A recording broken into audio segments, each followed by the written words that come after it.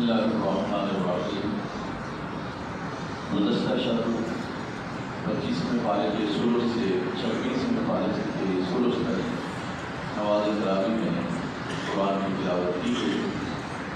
سورہ طوفان کے جو آخری رکوع رہ گئے تھے اس میں اللہ تبارک و تعالیٰ نے جنتیوں کے لیے ایک پیغام دیا، لا يذوقون فيها الموت إلا الموتة الأولى ووقاهم عذاب الجحيم، کہ اللہ تبارک و تعالیٰ انہیں پھر موت نہیں دے گا۔ وہاں ایک دفعہ جو موت آنی تھی وہ آ گئی۔ موت یہ بھی ایک ایسی کیفیت ہے جس میں انسان کو تکلیف ہوتی ہے، پریشانی ہوتی ہے، دکھ ہوتا ہے، اور وہ اس دکھ کا اظہار یا تکلیف کا اظہار خود رسول اللہ صلی اللہ علیہ وسلم نے اپنے وسائل مبارک کے موقع پر کیا تھا۔ آپ صلی اللہ علیہ وسلم بار بار ٹھنڈا پانی اپنے پیشانی پر لگا رہے تھے، مسواک فرما رہے تھے اور تکلیف کا اظہار کر رہے تھے۔ یہ رسول اللہ صلی اللہ علیہ وسلم کی وفات کا منظر ہے، تو آپ سمجھ سکتے ہیں کہ عام آدمی کو کتنی تکلیف اور اذیت سے گزرنا ہوتا ہے۔ لیکن اللہ کہہ رہے کہ لا يذوقون فيها الموت الا الموتة الأولى، جو موت تمہیں آ چکی ہے آ چکی، اب دوبارہ وہاں موت نہیں آئے گی۔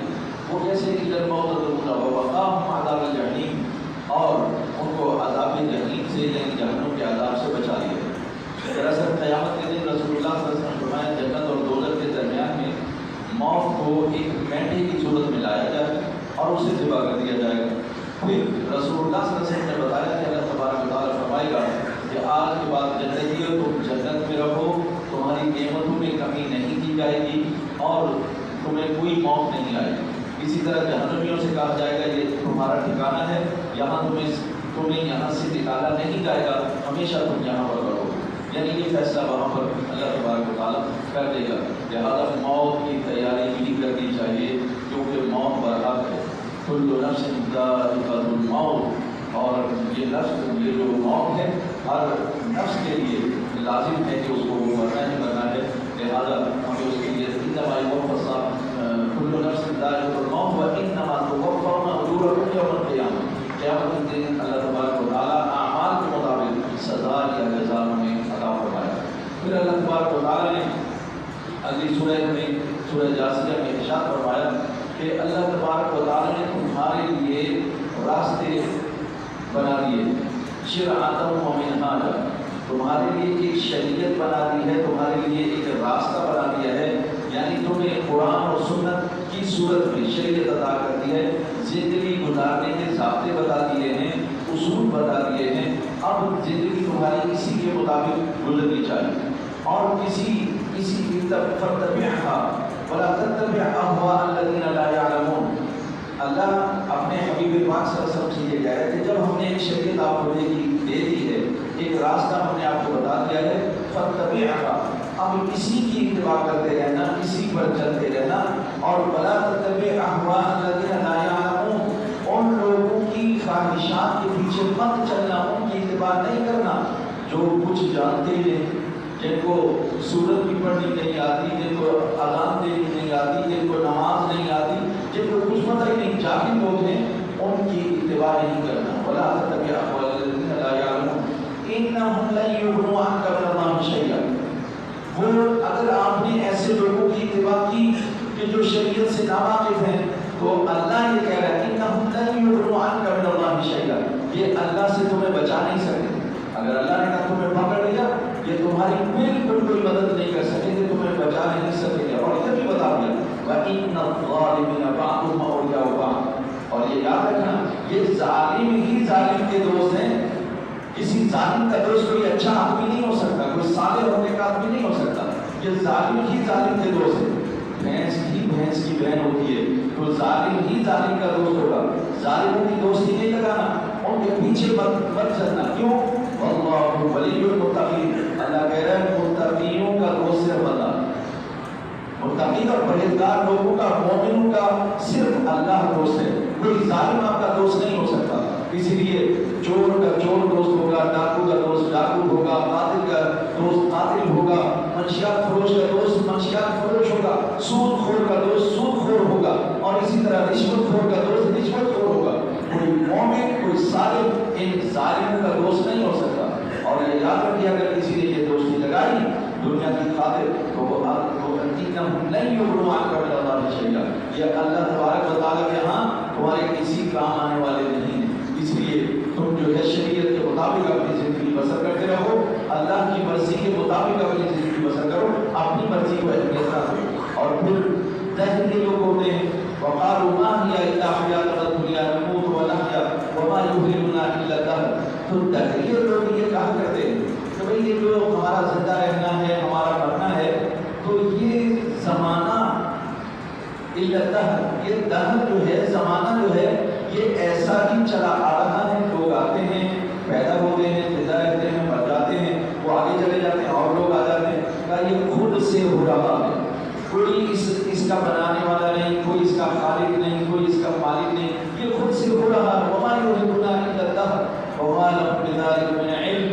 اللہ کہہ رہے ہیں ان کو کچھ علم بھی نہیں ہے، یہ تو جاہل لوگ ہیں، یہ زمانے کو یہ کہہ رہے ہیں، حالانکہ اللہ کہہ رہا ہے کہ زمانے کو اگر تم برا بھلا کہہ رہے ہو تو زمانہ تو میں ہوں، زمانہ تو میں خود ہوں۔ یہ لوگ کہتے ہیں کہ زمانہ بہت برا آ گیا، زمانہ برا نہیں ہے، آپ برے ہو گئے، آپ غلط ہو گئے ہیں، آپ بہک گئے ہیں، زمانہ کو اللہ کہتا ہے میں ہوں، مجھے کہے کے لیے برا کہتے ہو بھائی، میں تو برائی اور اچھائی کو پیدا کرنے والا ہوں اور تمہارا امتحان لینے والا ہوں، اس لیے زمانے کو برا نہ کہا کرو۔ پھر اللہ تبارک و تعالیٰ نے اپنی کبریائی اور عظمت کا ذکر کیا، فرمایا العظمہ، یہ قرآن کی آیت ہے، وَلَهُ الْكِبْرِيَاءُ فِي السَّمَاوَاتِ وَالْأَرْضِ وَهُوَ الْعَزِيزُ الْحَكِيمُ، فرمایا کہ کبریائی، بڑائی، تکبر، عظمت، طاقت اور قوت، اس کا جو کمانڈ ہے وہ صرف اللہ کے لیے ہے، اللہ غالب ہے، حکمت والا ہے۔ اس وجہ سے رسول اللہ صلی اللہ علیہ وسلم نے بتایا، اللہ یہ فرماتا ہے العظمۃ ازاری والکبریاء ردائی فمن نازعنی واحدا منہما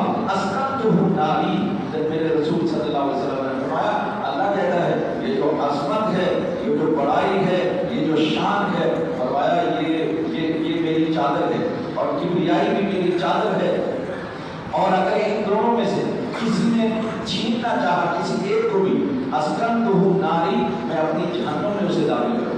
اس کا مطلب یہ ہے کہ انسان کو کسی بات پر غرور، گھمنڈ اور تکبر نہیں ہونا چاہیے، یہ صرف اللہ کو روا ہے۔ کیوں؟ ہم محتاج ہیں، ہمیں ہر وقت اللہ کی رحمت چاہیے، ہم اللہ کی مدد کے بغیر، ہم اللہ کی توجہ کے بغیر نہ زندہ رہ سکتے ہیں نہ زندگی گزار سکتے ہیں، تو ہم محتاج ہیں، ہم غنی نہیں ہو سکتے، لہذا تکبر اور غرور کس بات کا؟ نہ تم اپنی مرضی سے آئے، نہ تم اپنی مرضی سے جاؤ گے، جب چاہے گا بھیجے گا، جس کو چاہے گا بھیجے گا، اور جہاں چاہے گا جو چاہے گا تمہاری شکل صورتیں بنائے گا، تمہاری کوئی مرضی نہیں، مرضی تو اللہ کی ہے۔ تو جب تمہارا آنا بھی اللہ کی مرضی سے، جانا بھی اللہ کی مرضی سے، یہ جو بیچ کا عرصہ ہے زندگی، تو یہ تم اللہ کی مرضی کے مطابق گزارو نا، کیونکہ اللہ نے کہا ہے وَلَكُمْ فِيهَا مَا تَشْتَهِي أَنفُسُكُمْ وَلَكُمْ فِيهَا مَا تَدَّعُونَ، جب میرے پاس آؤ گے یہاں تم میری مرضی کے مطابق جیو، جب میرے پاس آؤ گے جنت میں داخل کروں گا، وہاں پھر تمہاری مرضی چلے گی۔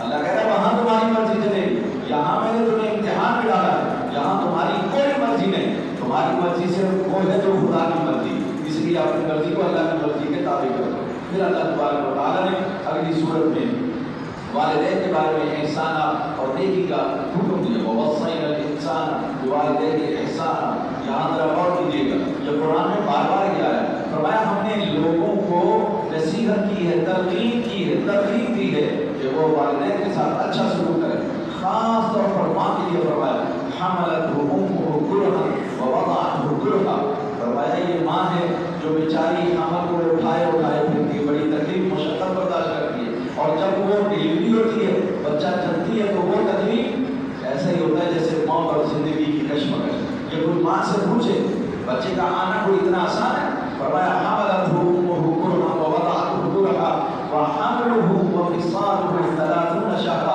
اس کا حمل اور اس کا دودھ پلانا، فرمایا یہ 30 مہینے ہیں، اتنی مشقت برداشت کرتی ہے، 6 مہینے کم از کم۔ اسی لیے اللہ تعالیٰ نے قرآن میں حولین کاملین جو فرمایا دودھ پلانے کی مدت 2 سال، اور باقی جو ہے وہ 6 مہینے کا کے لیے 30 شہرا، وہ 6 مہینے جو ہے کم از کم مدت ہے حمل کی۔ یہ بات آپ اپنے ذہن میں رکھیں، اگر کوئی بچہ 6 مہینے کے بعد پیدا ہو اسے حلال مانا ہے قرآن میں، اسے حرام کا نہیں مانا۔ ایسے لوگوں کو شک ہوتا ہے کہ اگر یہ 6 مہینے پتہ نہیں کیا ہے، ایسی کوئی بات نہیں. قرآن نے کہا کہ 6 مہینے کا بچہ ہو. حملہ و فصالہ 30 شہرا. 30 مہینے 24 مہینے تو دودھ پلانے کے ہیں, 6 مہینے جو ہے وہ حمل کے. اور خود خدا کہہ رہا ہے وہ حملہ و فصالہ, اس کا حمل اور دودھ چھڑانے کی عمر یہ 30 مہینے. تو 6 مہینے جو ہے وہ حمل کے ہیں اور 24 مہینے دودھ پلانے کے. اس کا مطلب ہے بچہ اگر 6 مہینے کے بعد دودھ پیدا ہوتا ہے وہ حلال کا بچہ ہے. اس سے کم اگر ہوگا تو اس میں جو ہے وہ شک شبہ ہو سکتا ہے. لیکن 6 مہینے کا بچہ اگر ہو تو اس میں کوئی شک کی بات نہیں. لیکن یہاں پر وہاں لوگ ماں کے ذکر کیا, وہاں لوگوں کا فصال ہو 30 شہرا. اور پھر فرمایا حتی اذا بلغ اشدہ, جب وہ بلوغت کی عمر کو پہنچ جاتا ہے, پختگی کی عمر کو پہنچ جاتا ہے, قال رب اوزعنی ان اشکر نعمتک التي انعمت علی وعلی والدی وان اعمل صالحا ترضاه واصلح لي في ذریتی انی تبت الیک وانی من المسلمین. یہ دعا کرتا ہے. اب اللہ تعالیٰ یہ دیکھیے 40 بچہ پیدا ہوتا ہے, اس کے بعد 40 کی عمر کو جب پہنچتا ہے نا, یہ انتہائی عمر ہے جوانی کی, بس 40 کے بعد ڈھلنا شروع ہو جاتا ہے. یہ بات ذہن میں رکھیے. حضرت عبداللہ بن عباس رضی اللہ تعالیٰ عنہ کا قول ہے 40 سال 40واں سال زندگی کا بھرپور جوانی ہے. 40 کے بعد جب 41 میں آتا ہے تو ڈھلنے لگ جاتا ہے. اپنی صلاحیت خود ناپ لیجیے, اندازہ کر لیجیے, آپ کو اندازہ ہو جائے گا. دن بدن پھر نیچے ہی جاتا ہے, پھر اوپر نہیں آتا. ہاں 18 سال کی عمر سے لے کر 40 سال تک کا عمر یہ جوانی کی عمر ہے. فرمایا جب بچہ 40 سال کی عمر کو پہنچتا ہے تو میں یہ کہا کرتا ہوں ہر بوڑھے آدمی کو یہ دعا یاد کرنی چاہیے. اور ہر وہ بوڑھا آدمی جو 40 سال سے اوپر ہے وہ بوڑھا ہے, قال رب اوزعنی, اے اللہ مجھے یہ توفیق عطا فرما, میں تیرا شکر ادا کروں ان نعمتوں پر جو تو نے مجھ پر کی ہے, اور ان نعمتوں پر بھی جو تو نے میرے والدین پر کی ہیں, میں اس کا شکر ادا کرنا چاہتا ہوں. وَأَنْ أَعْمَلَ صَالِحًا تَرْضَاهُ, اے اللہ اب مجھے ایسے اعمال کی توفیق دے دے جس سے تو راضی ہو. وَأَصْلِحْ لِي فِي ذُرِّيَّتِي, اے اللہ میری اولاد کو بھی نیک فرمانا. اب میں تو جانے کی طرف تیاری کر رہا ہوں, اے اللہ میری اولاد کو نیک فرمانا, میں چلا بھی جاؤں تو یہ میرے لیے صدقہ جاریہ بن جائے. وَأَصْلِحْ لِي فِي ذُرِّيَّتِي, اپنی اولاد کے لیے بھی دعا کیا کریں. اور پھر ساتھ یہ کریں انی تبت الیک, اللہ اب تو میں تیری طرف رجوع کرتا ہوں, میں تجھ سے توبہ کرتا ہوں, اور میں سچا مسلمان بنتا ہوں, تیرا فرمانبردار بننے کا وعدہ کرتا ہوں. تو یہ دعا ہر شخص کو جو ہے وہ یاد کر لینی چاہیے. پھر اسی صورت کے آخر میں اللہ تبارک و تعالیٰ نے فرمایا وَإِذْ صَرَفْنَا إِلَيْكَ نَفَرًا مِنَ الْجِنِّ يَسْتَمِعُونَ الْقُرْآنَ. اصل میں نبی صلی اللہ علیہ وسلم کے بعد جنات کا واقعہ جو ہے وہ ہے مسجد دین بھی ہے, جو لوگ رہے ہیں وہاں انہوں نے دیکھا ہوگا. رسول اللہ صلی اللہ علیہ وسلم اس مقام پر جہاں اس وقت مسجد دین بنی ہوئی ہے وہاں پر نبی صلی اللہ علیہ وسلم فجر کی نماز صحابہ کو پڑھا رہے ہیں. جنات میں ایک ہلچل مچی ہوئی تھی, بے چینی, کائے کی بے چینی. اصل میں آپ صلی اللہ علیہ وسلم کی تشریف آوری سے پہلے یہ جنات آسمانوں کی طرف روانہ ہو جاتے تھے, چلے جاتے تھے, اور بڑی دور تک اللہ نے ان کو رسائی دی تھی. لہٰذا وہاں جا کر یہ فرشتوں کی باتیں سنتے تھے. دروازے کے پاس جا کے کھڑے ہو جاتے, آسمانوں کے دروازے بھی ہیں, اور اس کے لیے وظیفہ بھی موجود ہے. اگر کوئی دیکھنا چاہے سننا چاہے تو وہ وظیفہ بھی سے بعد میں پوچھ سکتا ہے, اسے نظر آئے. اور دوسرا یہ کہ وہ یہ وہاں چلے جاتے تھے. اب کیا کرتے, وہاں جا کے فرشتوں کی باتیں سنتے, وہ آپس میں کہتے تھے بھائی اللہ نے کیا حکم فرمایا ہے, تو دوسرا فرشتہ بتاتا آج اللہ نے یہ حکم فرمایا ہے. اچھا, تو یہ وہاں سے سن کے آتے, کاہنوں کو جادوگروں کو یہاں آ کے بتاتے, ذرا مرچ مسالہ لگا کر کے بتاتے تھے, بڑھا چڑھا کے بتاتے. پھر ایسا ہوا کہ شہاب ثاقب کی صورت میں اللہ تعالیٰ نے ان کا جانا پابندی کر دی. اب جو بھی اوپر جاتا شہاب ثاقب آتا, یعنی آگ کا گولا, کوئی کو لگتا اور ان کو مارتا جیسے گولیاں چلتی ہوئی. تو اب انہوں نے سوچا یار کوئی واقعہ ہوا ہے جس کی وجہ سے ہمارا آسمان کا جانا بند ہو گیا. انہوں نے اپنی ٹولیاں شرق و غرب میں پھیلا دی. ان میں سے ایک ٹولی جنات کی ادھر بھی آئی مکہ کی طرف, ان کو آواز سنائی دی نبی صلی اللہ علیہ وسلم کے قرآن پڑھنے کی. یہ وہاں ہو گئے, کہا یار ٹھہرو, یہ کیا کر رہے ہیں. پتہ چلا نبی صلی اللہ علیہ وسلم نماز پڑھا رہے تھے, انہوں نے قرآن سنا اور آپس میں کہنے لگے, اب دیکھیے انصتو, ایک دوسرے سے کہہ رہے ہیں چپ رہو, پڑھ رہے ہیں یہ سنو, اور سے سننے لگے. جب سننے لگے تو نماز کے بعد ان کو یہ بہت پسند آیا کلام, یہ مسلمان ہو گئے اور جا کر کے اپنی قوم کو بتایا آج جو کلام ہم نے سنا ہے اس سے پہلے ہم نے کبھی ایسا کلام نہیں سنا, اور یہ وہی کلام ہے جو موسیٰ علیہ السلام پر اترا تھا, جو عیسیٰ علیہ السلام پر اترا تھا. یہ ایسا ہی کلام ہے بھائی, تم بھی جاؤ, تم بھی ایمان لے کے آؤ. پھر اس کے بعد حدیث میں آتا ہے کہ کئی وفود نبی صلی اللہ علیہ وسلم کے پاس آئے مسلمان کو، بلکہ ان کی دعوت پر نبی صلی اللہ علیہ وسلم خود بھی تشریف لے گئے. ایک صحابی صاحب تھے، وہ ان کو نبی صلی اللہ علیہ وسلم نے ایک جگہ بٹھا دیا اور دائرہ کھینچا، فرمایا اس دائرے سے باہر نہیں نکلنا، میں جا رہا ہوں ان کو تبلیغ کرنے، تو اس دائرے سے باہر نہیں نکلنا. یہ جو ہم ہمارے علماء بعد حصار کہتے ہیں نا کہ حصار کر لو پھر کوئی عمل کرنا، وہ یہ ہے نبی صلی اللہ علیہ وسلم نے. تو وہ جب تک نبی صلی اللہ علیہ وسلم کو تبلیغ فرماتے رہے وہ اسی حصار کے اندر بیٹھے رہے. جب آپ فارغ ہو گئے تو آپ نے فرمایا چلو بھیا اب چلیں. تو اس کا مطلب یہ ہے کہ نبی صلی اللہ علیہ وسلم جہاں پر جنات نے اسلام قبول کیا اور جنات نے بھی پیغام دین دور دور تک جو ہے وہ پہنچایا. پھر اللہ تبارک و تعالیٰ نے لقد رضی اللہ عنہ المؤمنین، سورہ محمد جو ہے شروع ہوتی، یہاں اللہ تعالیٰ نے جہاد کے حوالے سے بڑی پختہ آیات بیان فرمائی اور بتا دیا کہ جہاد کرنا کیسے. فرمایا فَإِذَا لَقِيتُمُ الَّذِينَ كَفَرُوا، جب کافروں سے تمہاری منہ بھیڑ ہو جائے فَضَرْبَ الرِّقَابِ، تو خوب گردنیں مارو ان کی، یعنی خوب بے جگری کے ساتھ فَضَرْبَ الرِّقَابِ حَتَّى إِذَا أَثْخَنْتُمُوهُمْ فَشُدُّوا الْوَثَاقَ.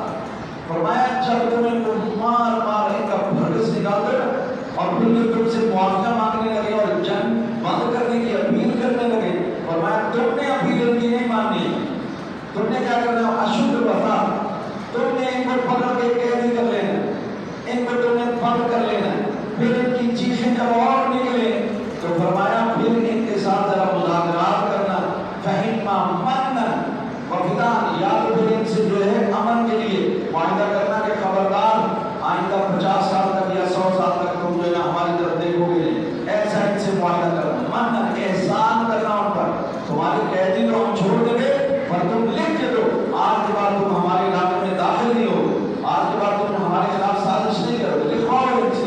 اور وَإِمَّا فِدَاءً، یا پھر تم ان سے جرمانہ لے لو، لاؤ بھی یہ جنگ میں تم نے جو ہمارا نقصان کیا ہے یہ سارا دے دو پھر ہم جنگ پر کر لیں گے، ورنہ اگر تم نے یہ نقصان ہمارا پورا نہیں کیا تو ہم اس جنگ بند نہیں کریں گے. یہ اللہ کہہ رہے ہیں بھائی وَإِمَّا فِدَاءً حَتَّى تَضَعَ الْحَرْبَ، یہاں تک کہ جنگ بند ہو جائے، یہاں تک کہ جنگ بند ہو جائے. پھر اللہ تعالیٰ نے اسی میں آگے یہ فرمایا کہ سنو فَلَا تَهِنُوا وَتَدْعُوا إِلَى السَّلْمِ، تمہیں بزدلی دکھانے کی ضرورت نہیں ہے، تمہیں جو ہے کمزوری دکھانے کی ضرورت نہیں.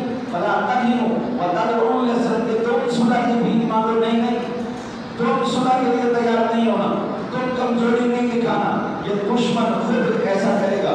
اللہ واللہ معکم، اللہ تمہارے ساتھ ہے، تمہیں کائے کہ کمزوری دکھانے کی بھائی.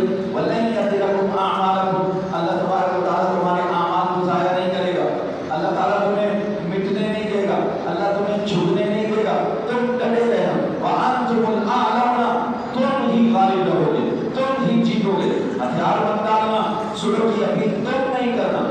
ایک بات یاد رکھو، اسلام یہ نہیں کہتا کہ تم صلح کرنا نہیں. نبی صلی اللہ علیہ وسلم نے صلح حدیبیہ کی تھی نا، حدیبیہ نے صلح کی اور یہ بھی معاہدے میں شامل تھا 10 سال تک ہم تم سے تم ہم سے جنگ نہیں کرو گے. یہ تو بدر میں انہوں نے جنگ کی خلاف ورزی کی، نبی صلی اللہ علیہ وسلم نے نہیں کی. معاہدہ یہ موجود تھا کہ 10 سال تک جنگ ہم نہیں کریں گے، لیکن معاہدے کی خلاف ورزی ان کی طرف سے ہوئی. بھارت صلح بھی کرنا چاہیے لیکن تب جب صلح سے مسلمانوں کو فائدہ ہوگا.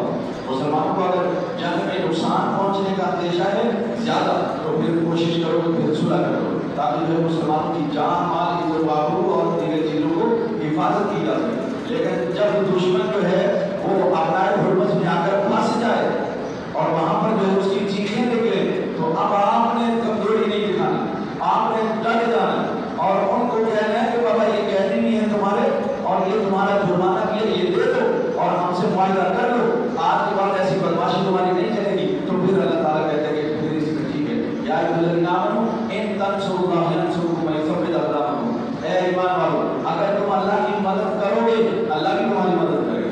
اللہ کی مدد کیا ہے؟ اللہ کے دین کی خاطر، اعلاء کلمات الحق کی خاطر تم کو کھڑے ہونا ہوگا، تمہیں بہادری دکھانی ہوگی، تمہیں جو ہے ہر ایسے پہلے سے ڈرنا نہیں ہے، گھبرانا نہیں ہے، حق کی بات ڈنڈے کے نچوڑ کر کہتے رہنا ہے چاہے وہ ناراض ہوتا یا ہوتا رہے. تو فرمایا وَيُثَبِّتُ أَقْدَامَكُمْ، اللہ تمہیں ثابت قدمی دے گا. وَيُثَبِّتُ أَقْدَامَكُمْ، اللہ تمہیں ثابت قدمی دے گا. لہذا ہمیں اللہ کے دیکھو اللہ تعالیٰ مدد کے لیے مدد تو وہی کرتا ہے لیکن کرواتا ہم سے ہے. ہمیں کہتا ہے کہ کہ ایک بھائی دوسرے بھائی کی مدد کرے، ان کے درمیان صلح کرا دو، لڑائی ہو تو بھائیوں میں صلح کروا دو۔ اللہ تعالیٰ ہمیں موقع دیتا ہے تاکہ ہماری شان میں اضافہ ہو، ہماری وقار اور ہماری عزت میں اضافہ ہو۔ کام سارے اللہ کرتا ہے لیکن نام ہمارا لگاتا ہے تاکہ ہمیں اللہ تبارک و تعالیٰ کی عزت عطا فرمائے۔ پھر اللہ تبارک و تعالیٰ نے فرمایا لقد رضی اللہ عن المؤمنین اذ یبایعونک تحت الشجرۃ فعلم ما فی قلوبہم۔ اللہ کہہ رہا ہے لقد رضی اللہ عن المؤمنین، سارے مومنوں سے اللہ راضی ہو گیا ہے۔ اللہ کہہ رہا ہے میں مومنین سے راضی ہو گیا ہوں۔ یہ آیت اتری ہے صلح حدیبیہ کے موقع پر، وہاں کتنے مومن تھے، جو موجود تھا اللہ سب کو مومن کہہ رہا ہے بھائی۔ اللہ کہہ رہا ہے یہ مومن ہے اور اللہ کہہ رہا ہے میں مومنوں سے راضی ہوں۔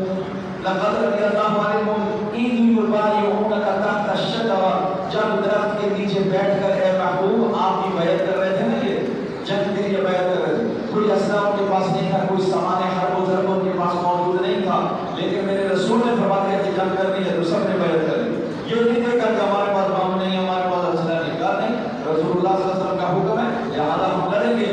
اللہ کہہ رہا ہے فعلم ما فی قلوبہم، اللہ کہہ رہا ہے میں نے ان کے دل میں جو تھا وہ جان لیا۔ کیا مطلب؟ ان کے دل میں اخلاص تھا، ان کے دل میں للہیت تھی، ان کے دل میں اللہ کی رضا تھی، اور وہ اللہ کی رضا کے طالب تھے۔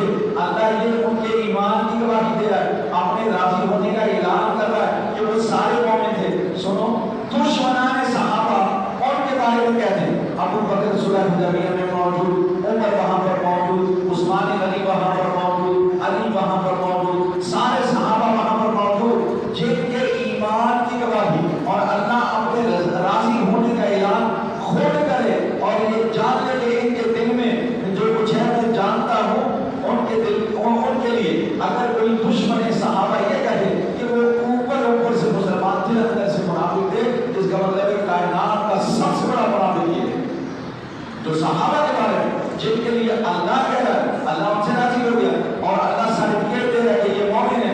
اللہ کہہ رہا ہے میں ان کے دلوں سے واقف ہوں، یہ جیسے ظاہرا ہے ویسے اندر سے بھی یہ میرے رسول کے سچے وفادار ہے، تو اللہ ان کی انہیں سرٹیفکیٹ پیش کر رہا ہے کہ یہ تو سچے مومن ہیں، یہ معیار ایمان ہیں۔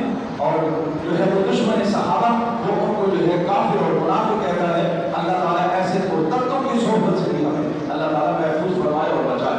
پھر اللہ تبارک و تعالیٰ نے فرمایا یا ایھا الذین آمنوا لا تقدموا بین یدی اللہ ورسولہ واتقوا اللہ ان اللہ سمیع علیم۔ اللہ تعالیٰ کہہ رہے ہیں مومنوں اللہ اور رسول سے آگے بڑھنے کی کوشش نہ کیا کرو۔ کیا مطلب؟ تمہارا کام تو ہے اللہ اور رسول کی اطاعت کرنا، نہ یہ کہ تم اپنی مرضی۔ اصل میں یہاں پر یہ واقعہ سنی ہے یا سیدہ عائشہ صدیقہ رضی اللہ تعالیٰ عنہا گھر میں موجود تھی، عید کی نماز پڑھائی میرے نبی صلی اللہ علیہ وسلم، بقرہ عید کی نماز پڑھا کر کے گھر میں تشریف لائے تو وہاں پر گوشت موجود تھا۔ آپ نے پوچھا کہاں سے آیا؟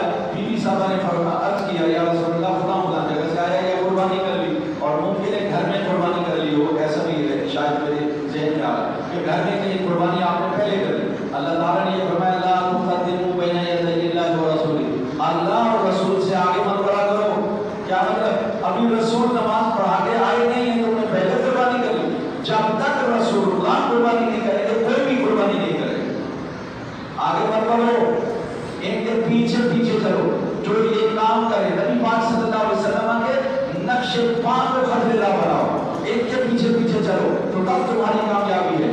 اور ان کے پیچھے اسی لیے آپ نے فرمایا فاتبعونی، میرے پیچھے پیچھے چلے آؤ، یحببکم اللہ، اللہ تم سے پیار کرنے لگے۔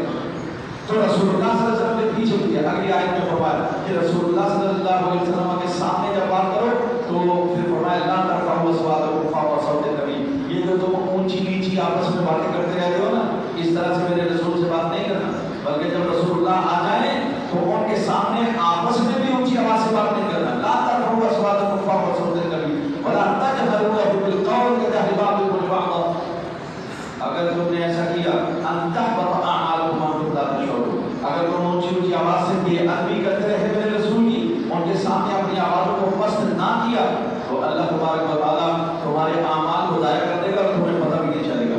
آج کا آخری پیغام یہ ہے یا ایھا الذین آمنوا ان جاءکم فاسق بنبأ فتبینوا ان تصیبوا قوما بجہالۃ فتصبحوا علی ما فعلتم نادمین۔ اے ایمان والو، جب کوئی اللہ کا نافرمان، جب کوئی گناہگار ترین آدمی وہ تمہارے پاس کوئی خبر لے کے آئے نا، وہ تمہیں یہ کہہ رہا تھا، وہ تمہارے بارے میں ایسا کہہ رہا تھا، فرمایا ایسے نہ چل دوڑنا کسی کے اوپر، یوں نگاہ دوڑے نہ پچھی تان کر، اپنا بیگانہ ذرا پہچان کر، فرمایا کہ ذرا صبر کرو، جب کوئی فاسق خبر لے کے آئے تو پہلے تحقیق کرو، فتبینوا، تحقیق کرو اس کی کہ یہ خبر سچی ہے کہ نہیں۔ اب تو جھوٹ کا سیلاب آیا ہوا ہے، ہر طرف سے جھوٹ ہے جھوٹ، تو فتبینوا، تحقیق کرو، تفتیش کرو، معلومات لو یہ خبر کیسی ہے، سچی ہے یا نہیں، اس کے بعد کرنا، کیوں ان تصیبوا قوما بجہالہ، کہیں ایسا نہ کوئی سنا کے آگے بڑھا دو یا اس پر ایکشن لے لو تو کسی بیچارے بے گناہ کو نقصان پہنچا دو، ان تصیبوا قوما بجہالہ فتصبحوا علی ما فعلتم نادمین، اور بعد میں پھر منہ لٹکا لو اور کہو میں بڑا شرمندہ ہوں۔ ارے کسی کو تم نے نقصان پہنچایا، اذیت کی، تم نے دکھ پہنچایا، اس کے بعد کہتے ہو کہ مجھے شرمندگی ہے، تو اس سے پہلے کہ تم شرمندہ ہو جاؤ فتبینوا، پہلے تحقیق کرو، پہلے تفتیش کرو کہ یہ بات کہاں تک درست ہے، پھر اس پر ایکشن لے لو۔ تو اللہ پر یہ آج کل میڈیا کا دورہ ہے، لہٰذا ہر خبر پر کام دھرنے کی ضرورت نہیں، پہلے تحقیق کرو، اور وہ جو ہے نا پہلے توڑو پھر بولو، یہ توڑنا جو ہے بہت ضروری، اب لازم ہو گیا بہت زیادہ، ویسے تو ہر دور میں رہا لیکن اب خبریں اتنی گردش کر رہی ہیں، بندہ جائے کہاں، جدھر کو کرتا ہے ادھر ہی خبریں موجود ہیں، ادھر بھی خبریں ادھر بھی خبریں، اور جھوٹے خبریں پھیلانے والے اتنے ہیں کہ پہچانے نہیں جا رہے کہ سچا کون ہے۔ لہٰذا فرمایا چپ رہو فتبینوا، پہلے تحقیق کرو تاکہ کہیں غلطی سے تم کسی کو دکھ نہ پہنچا دو، اذیت نہ پہنچا دو، اس لیے یہ جو مومنوں کو اذیت پہنچاتا ہے، اللہ اور رسول کو اذیت پہنچاتا ہے،